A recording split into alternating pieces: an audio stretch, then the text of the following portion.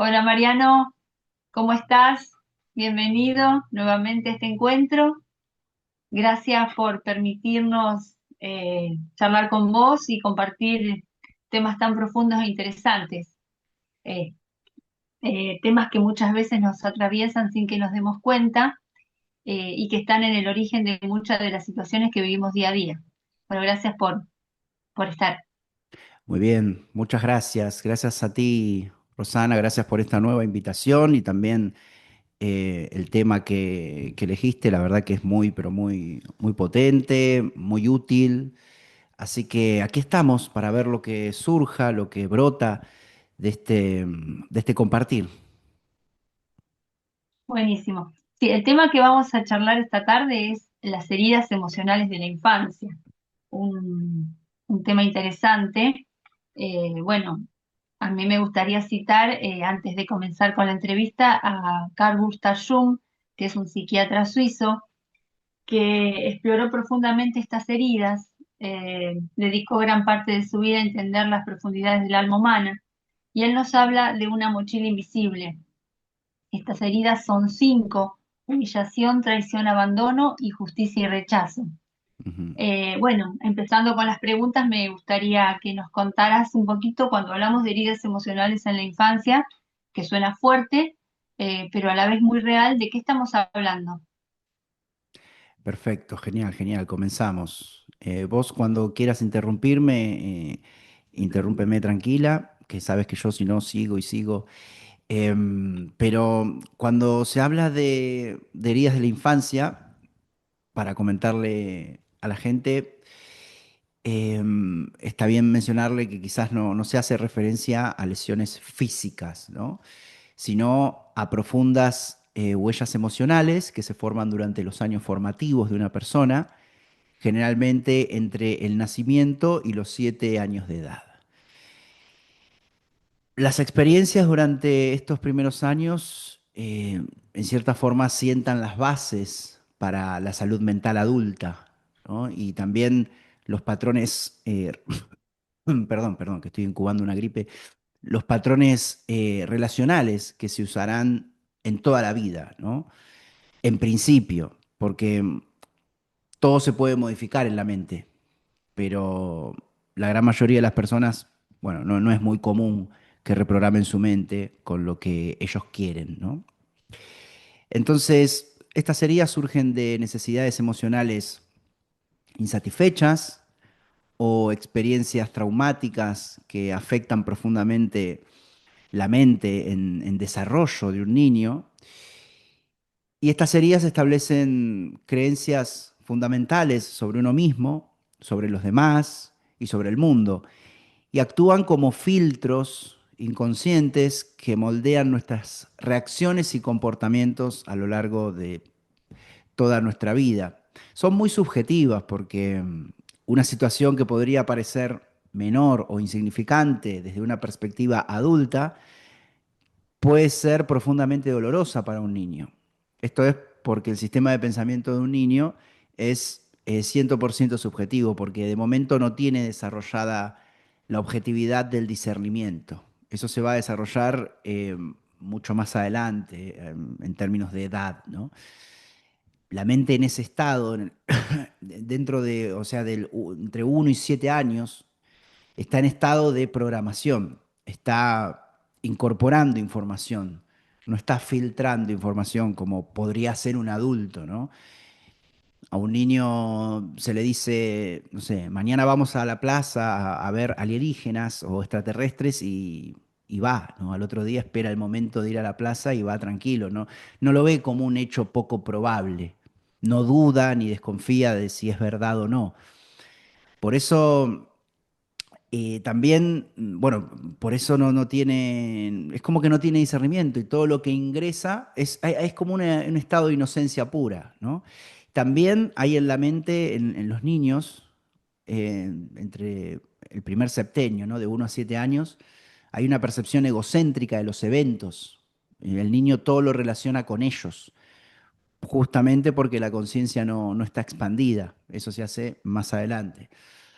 Y la gravedad o el impacto de una herida no depende únicamente de la naturaleza objetiva de la situación, sino de la interpretación única del niño.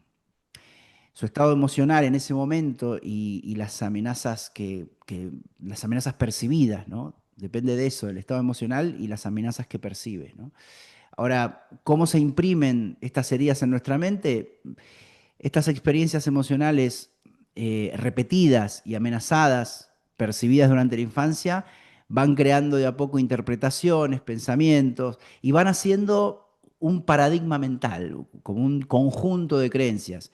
Incluso más a nivel cerebral, generan unas vías neuronales, y que todo eso opera en gran medida de forma inconsciente, ¿no? Y todo eso Claro, distorsiona la percepción, forman un filtro o lente interno a través del cual percibimos e interpretamos el mundo, lo que lleva a patrones predecibles y a menudo repetitivos de pensamiento, de emociones y comportamientos en la edad adulta. Por eso la importancia de tratar este tema y conducirnos hacia la sanación de cada una de estas heridas. Eh, Rosana, no sé si esto responde un poco a tu pregunta sí, de sí, qué sí, es lo que responde. son, de qué hablamos cuando Eh, hablamos de ¿De qué heridas. hablamos? También el hecho de que inconscientemente siempre podrían estar pasando de generación en generación,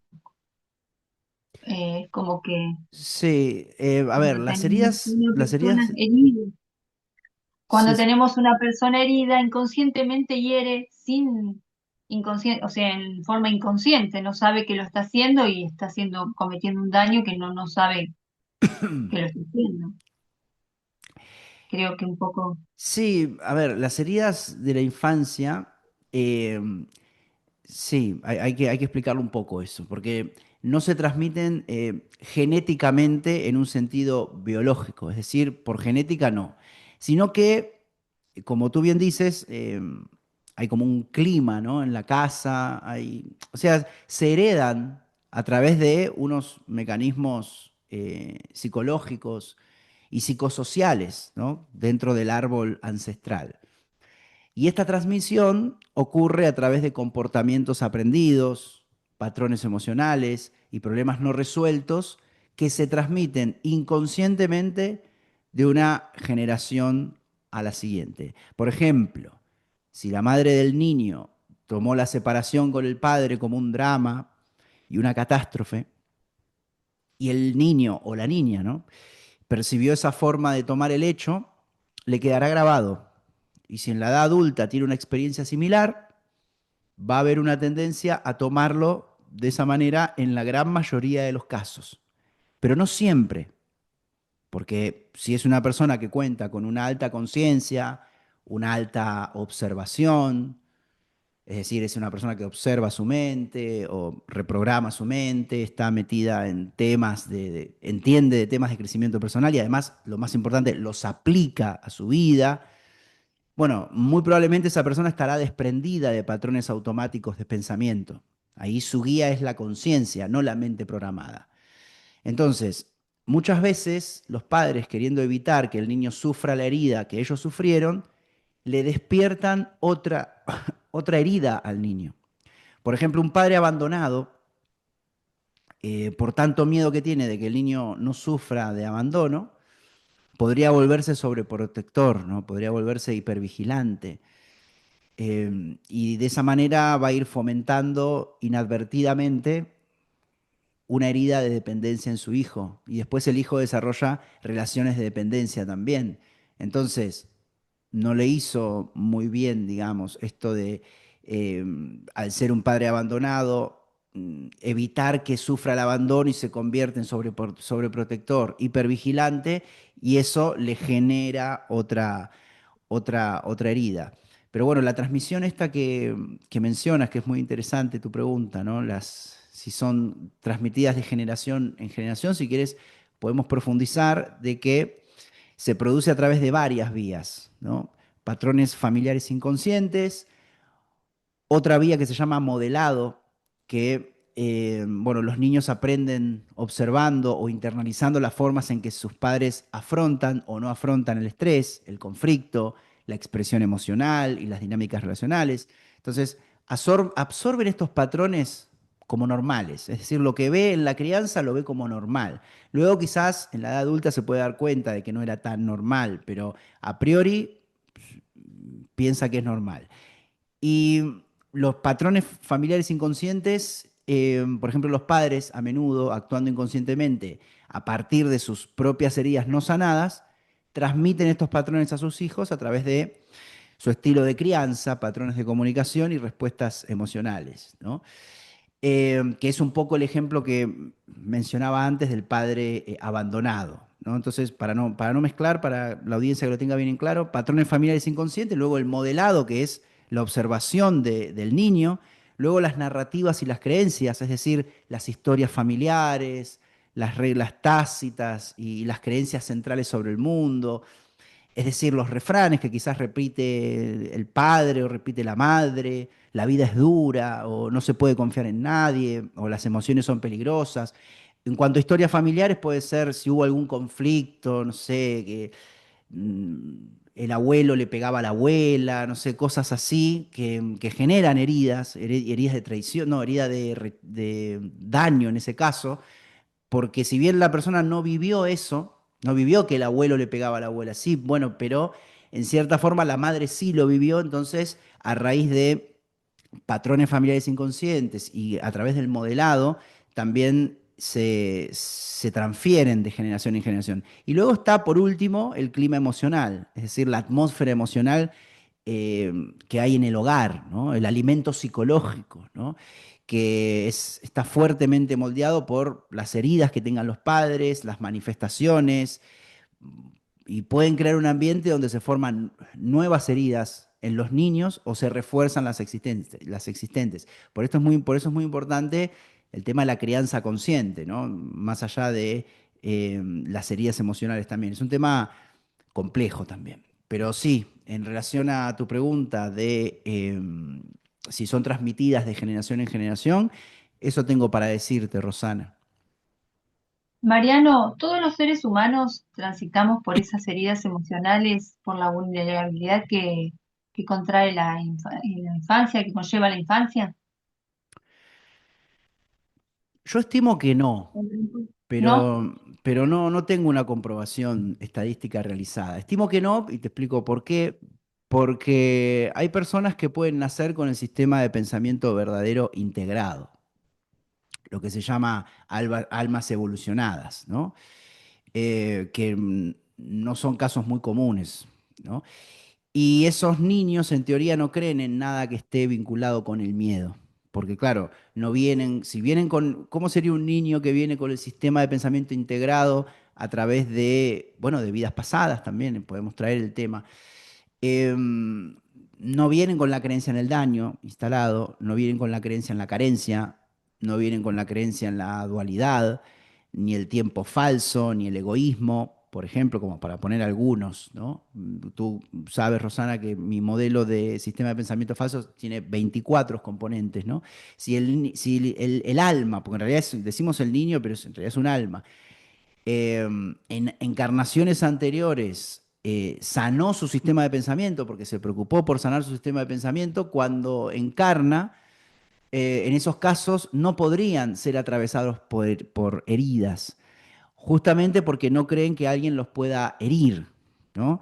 Entonces, un ejemplo, no sé, el padre lo abandona a ese niño y en su fuero interno el niño dice, y bueno, por algo será, ¿no? Todo tiene su sentido profundo y su por qué y su para qué, y voy a ver qué puedo aprender de este hecho y nada ni nadie me puede dañar y bueno, lo perdono. Entonces, a ver, yo quiero creer, me imagino que hay niños en el mundo que podrán hacer esa interpretación. Pero la gran mayoría sí, ¿no? ¿Por qué? Porque además, como decía antes, no toda crianza es perfecta, entonces también es necesario para que no se generen el estado de conciencia de los padres, ¿no? Entonces, como juega el rol de el estado de conciencia de los padres y después también juega el rol de el estado de conciencia con el cual encarna el niño, Entonces, en la gran mayoría de los casos sí, pero puede haber, por eso como no tengo un estudio estadístico científico que haya hecho, puede haber algunos casos en los cuales los niños no estén atravesados por heridas de la infancia, pero lo más común es que sí, Rosana. Muchas veces estas heridas pasan desapercibidas durante años, llegan a la vida adulta y bueno, se relacionan de una manera por ahí más conflictiva. ¿Podemos hablar un poquito de eso? Que pasan desapercibidas, claro, Claro, como que nadie las observa y bueno, se manejan de una manera en la vida, por ahí con enojos, con claro. ira. Sí, al- esto tiene que ver con que hay mecanismos de defensa o máscaras, ¿no? Digo, bueno, si decimos máscaras, quizás la gran mayoría de las personas lo pueden entender. Mecanismos de defensa es un poco más técnico, ¿no?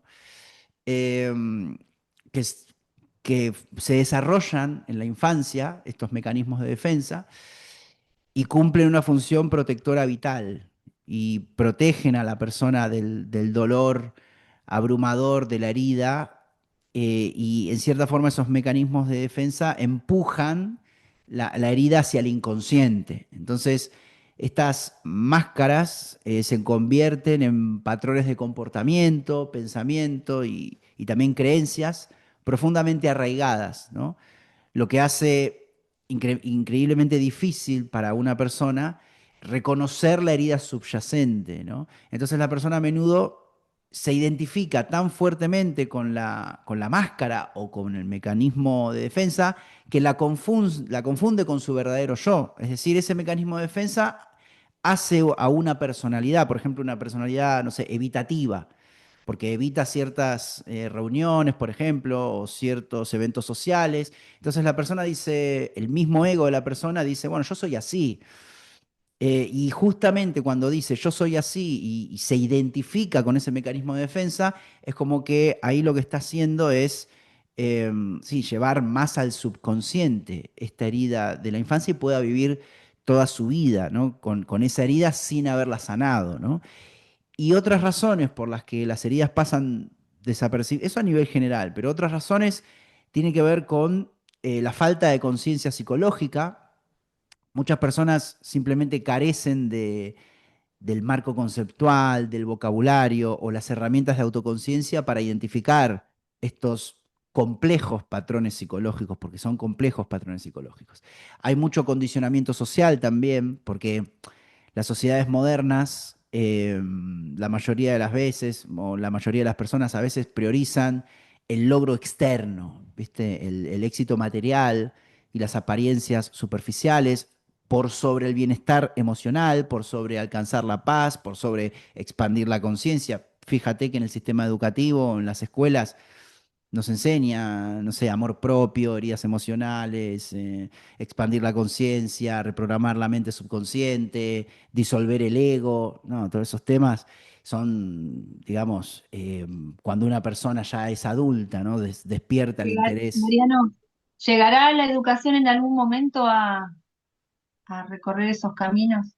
Sí, lo que sucede es que depende de varios factores, ¿no? Depende de que haya, bueno, que la conciencia llegue a la política primero, porque el sistema educativo está em, mancomunado con la política, ¿no? Entonces, hasta que la conciencia y, sí, la expansión de la conciencia y la no dualidad y bueno, el amor en línea general, es la empatía, llegue a la política, yo creo que faltan algunos años, ¿no? Porque la política es dualidad pura, ¿no? Pero no perdamos la esperanza, sí. O sea, teóricamente, si me preguntas, bueno, ¿cuándo el sistema educativo van a haber programas de estudio que realmente prioricen tanto la salida laboral como la expansión de la conciencia? Y bueno, cuando desde el Ministerio de Educación de los países y además a nivel general, ¿no? La ONU, por ejemplo, que coordina la educación general, se preocupe por temas de expandir la conciencia. Entonces, en algún momento va a llegar y además después cómo lo implementamos, ¿no? Porque después se van a necesitar, no sé, profesores de secundaria a nivel país actualmente el sistema educativo está pasando un momento que lo veo muy alejado, ¿no? Porque hay escasez de docentes, porque, en fin, no me quiero desviar mucho del tema, pero en algún momento va a llegar. Pero hace falta que se llegue para eso que ingresen personas en la política conscientes, ¿no? Entonces, estimo que faltan, por lo que se ve, estimo que faltan algunos centenares de años o milenios, ¿no? Entonces, estábamos con esto, ¿no? La falta de conciencia psicológica, el condicionamiento social, esto, ¿no? De que se prioriza el éxito material, se priorizan las apariencias superficiales, entonces se desarrolla en la persona, en el niño, bueno, y en la persona, ¿no? Un sistema de pensamiento superficial abocado a lo material, y eso lamentablemente es muy común en esta sociedad. Luego también hay miedo al dolor, porque enfrentar estas heridas significa volver a visitar experiencias pasadas dolorosas y emociones incómodas, y que la mente naturalmente trata de evitar a través de, como dije antes, ¿no? Los mecanismos de defensa, que algunos son la negación, la proyección, el desplazamiento, que son mecanismos complejos que son naturales. Y después también lo que ocurre, Rosana, una normalización como se mencionó, como lo mencionamos anteriormente, ¿no? Si las luchas de uno mismo parecen comunes, ¿no? Entre las personas, la causa raíz muchas veces no puede ser cuestionada, ¿no? Las heridas internas parecen comunes entre todos, ¿no? Entonces, sucede como un poco como las emociones negativas, ¿no? Y todos tienen celos, todos tienen envidia, y bueno, no hacemos nada porque lo tenemos todo. Y claro, lo que sucede es que esto tiene mucho que ver con que el subconsciente se normaliza. Si no lo observamos, se normaliza. Por eso la importancia de expandir la conciencia y despertar la conciencia. ¿Para qué? Para lograr tener objetividad y no normalizar, por ejemplo, las heridas emocionales, ¿no? Así que, en resumen, la normalización, el miedo al dolor, el condicionamiento social y la falta de conciencia psicológica son algunas de las razones por las cuales pasan desapercibidas, pero en líneas generales tiene que ver con los famosos mecanismos de defensa de la mente. Muy bien.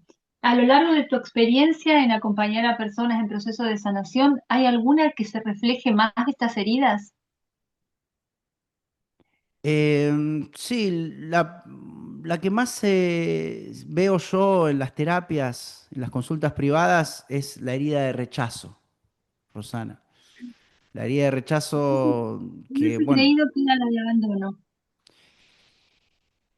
sí, en líneas generales lo que sucede, lo que más veo yo es la creencia en el daño, ¿bien?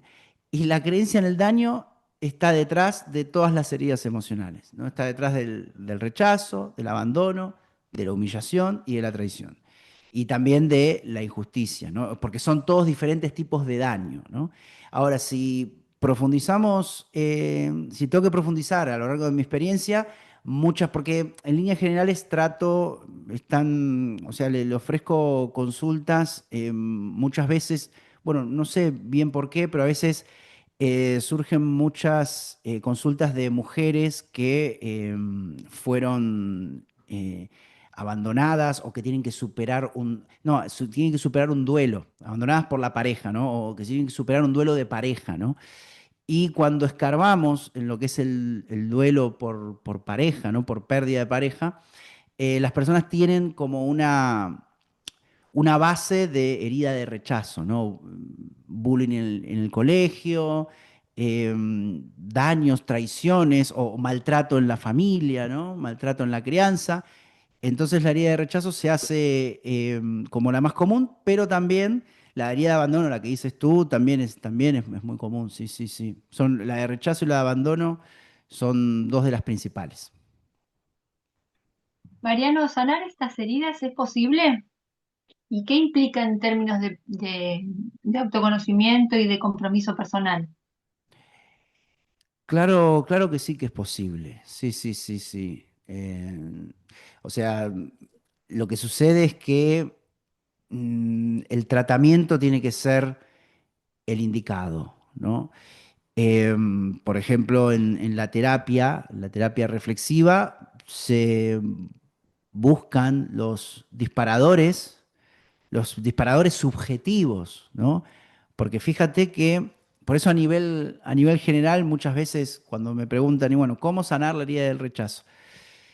No se puede hacer generalizaciones, ¿no? Porque la herida de rechazo puede ser por varios temas, o porque la persona la rechazaron en la crianza, o porque tuvo una, no sé, un niño tuvo una novia no sé, en los primeros 7 años de la infancia que lo abandonó por otro, lo rechazó, o también puede ser sí, porque tuvo un problema con algún amigo, ¿no? Con algún amiguito de pequeño, No es gros todavía, los ¿no? padres. A ver, perdona que hay un micrófono activado, ¿eh? Ahí, listo, ya está. Entonces, em, primero en la terapia reflexiva se hace un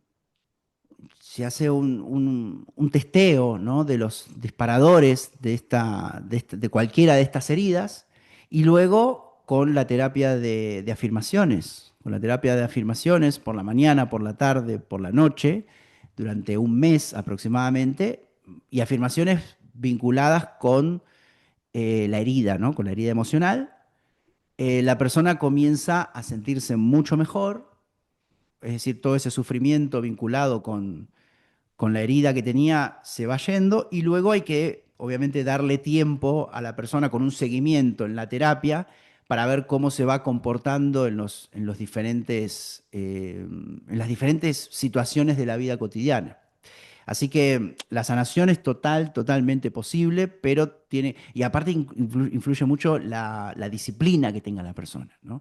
A veces si se da la rutina de afirmaciones, por ejemplo, la persona no las hace, claro que no se sana, ¿no? Pero es necesario tener una disciplina. Y después me preguntabas que eso tiene que ver con lo que es la sanación, ¿no? Y después me preguntabas qué implica en términos de compromiso personal, ¿no? Sanar Mm. las heridas de la infancia. Bueno, primero el reconocimiento, ¿no? Primero tomar conciencia. El primer paso crucial es tomar conciencia de la existencia de la herida y cómo se manifiesta en la vida cotidiana, ¿no? Entonces, ¿esto qué implica? Implica una profunda autoobservación, implica identificar patrones recurrentes en lo que son los pensamientos, en lo que son las emociones, en lo que son los comportamientos. Luego también implica reconocer los mecanismos de defensa que se usa. Y eso es un poco complicado para la persona. ¿Por qué? Porque los mecanismos de defensa son inconscientes. Es decir, la persona puede estar haciendo una proyección, o puede estar haciendo una negación, o puede estar haciendo un desplazamiento, o puede estar haciendo una racionalización y no se da cuenta que lo está haciendo. Por eso la terapia es muy importante, la ayuda profesional para em, descubrir estas cosas, ¿bien? Porque la persona hablando, ¿no? Claro, los mecanismos de defensa en el habla se notan, ¿no? Y luego también incluye comprender la herida específica, ¿no? Comprenderla bien, tener conocimiento de lo que es, ¿no? Y luego observar los comportamientos característicos y bueno, luego también la aceptación. Lo que dije antes tiene que ver con el paso uno, que es el reconocimiento y la autoconciencia. Luego la aceptación. La aceptación es decir, aceptar que la herida existe y que ha influido profundamente en la vida de uno, sin juicio, sin culpa, sin vergüenza. Esto significa reconocer el dolor, reconocer los mecanismos de defensa desarrollados, saber que son normales, ¿no? Reconocer el impacto que ha tenido en la vida. Entonces, este segundo punto se trata de abrazar todas las partes de uno mismo con profunda compasión, con profunda comprensión, y reconociendo también que alguna vez estas heridas o estos mecanismos de defensa fueron protectores, ¿no? Pero lo que sucede es que en el largo plazo generan sufrimiento, por eso en algún momento hay que sanarlas, ¿no? Hay un paso tres que es la integración y la transformación, que esto implica elegir conscientemente nuevas respuestas y comportamientos que estén más alineados con la conciencia, con el yo auténtico, ¿no? O la conciencia, en lugar de reaccionar automáticamente desde el mecanismo de defensa, ¿no? Desde la máscara.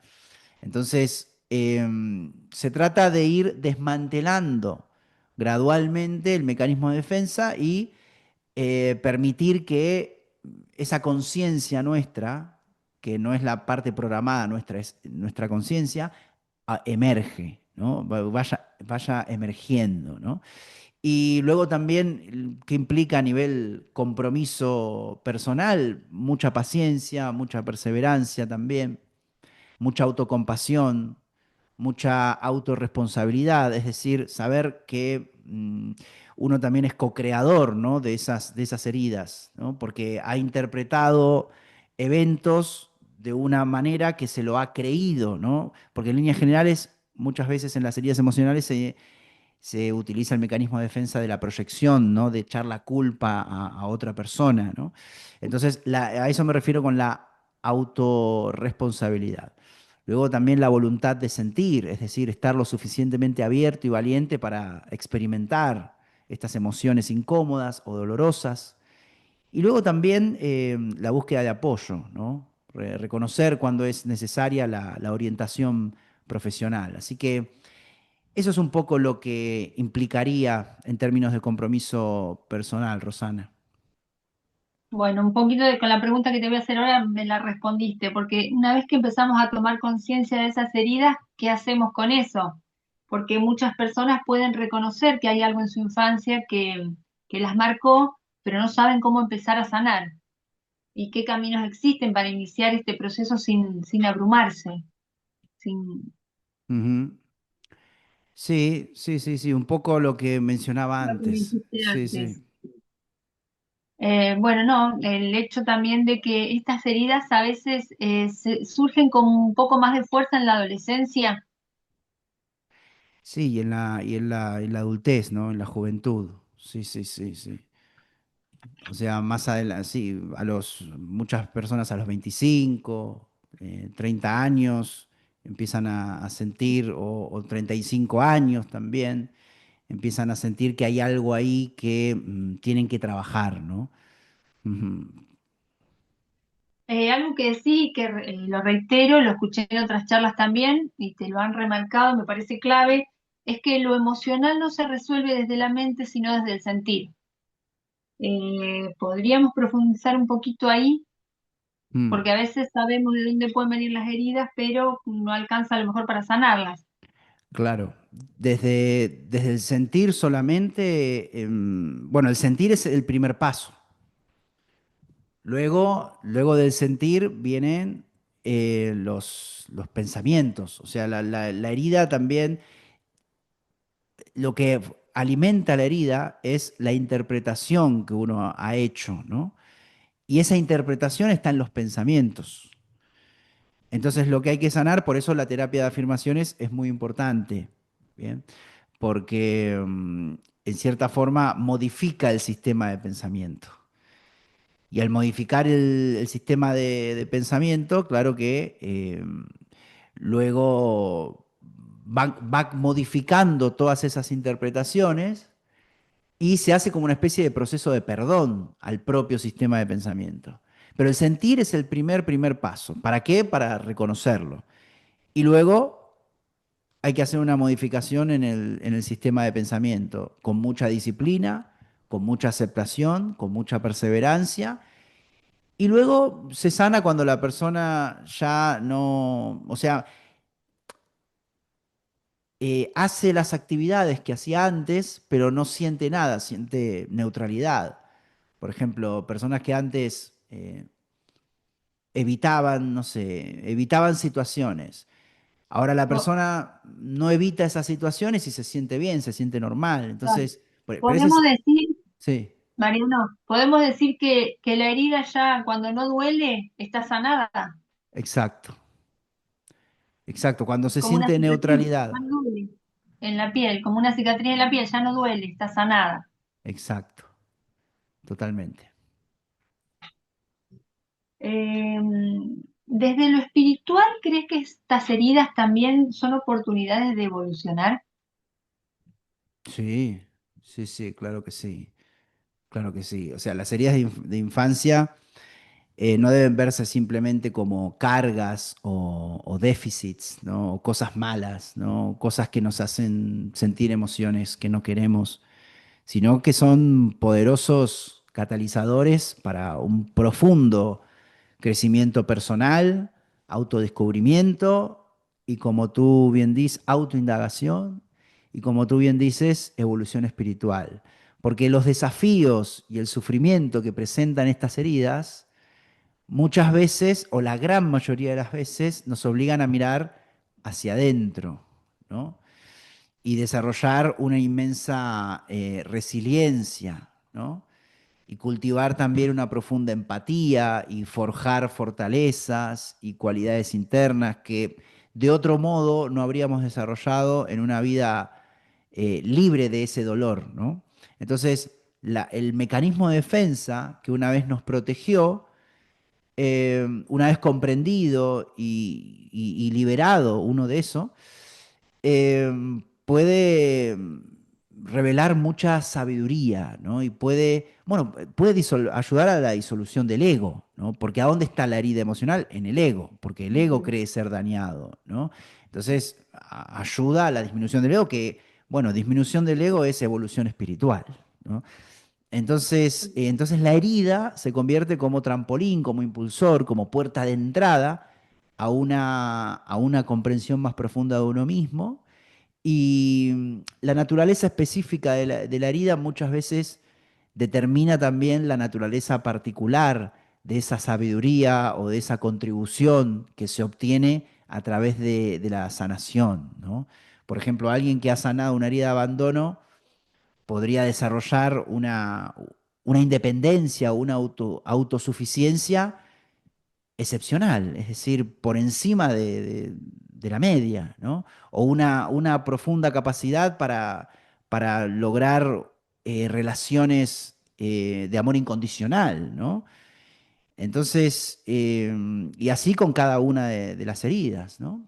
Mm, Sería un poco observarnos para dejar de actuar desde la herida y comenzar a actuar de la responsabilidad de nuestras vidas para poder sentirnos mucho mejor, exacto, hacernos responsables. Eh, totalmente. muchas veces, muchas veces creemos que sanar es revivir el dolor, pero vos hablas mucho del poder de una mirada amorosa hacia uno mismo. Sí. ¿Y cómo cultivamos eso? Sobre todo cuando venimos de infancia donde quizás no nos sentimos vistos, reconocidos o cuidados. Con un desarrollo de la valía personal, ¿no? De la autoestima. Bien, porque en realidad lo que hacen las heridas emocionales es la persona busca su valía en la mirada de los demás, ¿no? Entonces se tiene que desarrollar mucha autoestima, mucho amor propio. También la persona se puede centrar en desarrollar dones, talentos, en hacer lo que la persona se siente orgullosa de hacer, ¿no? Entonces, eso de a poco va disminuyendo la base de la autoestima, la fuerza de la autoestima, que antes era si los demás me aprueban, si mi padre me aprueba, si mi madre me aprueba, o si mis amigos me quieren, o si mi pareja me quiere. Y eso era la fuerza interna de la motivación y la fuerza interna de la autoestima. Y genera relaciones de codependencia, ¿no? Entonces, con el incremento del amor propio, con el incremento de la autoestima y de la valía personal y de la evolución espiritual también, de que uno ya es, ¿no? Eh, Eso sirve mucho para disminuir todas estas heridas emocionales. Yo tiene una frase muy linda que al principio me costó entender y luego se hace carne, y es, hasta que no hagas consciente del inconsciente, este dirigirá tu vida y tú le llamarás destino. Hasta que Exacto. no hagamos conscientes esas heridas emocionales, no podremos empezar a actuar desde la responsabilidad de uno mismo. Sí, porque Que- desde el inconsciente materializamos realidad sin darnos Claro, cuenta. Y ese inconsciente siempre vive en el presente, porque una de las características del inconsciente es que vive en el presente. O Ujú. sea que estamos trayendo todo el tiempo no sanar esas heridas. Creo que es Exacto, por ahí. totalmente. Mariano, para ir terminando la charla, para quienes nos escuchan y sienten y observan estas heridas abiertas, ¿qué herramientas o prácticas pueden empezar a incorporar en su vida cotidiana? Muy bien.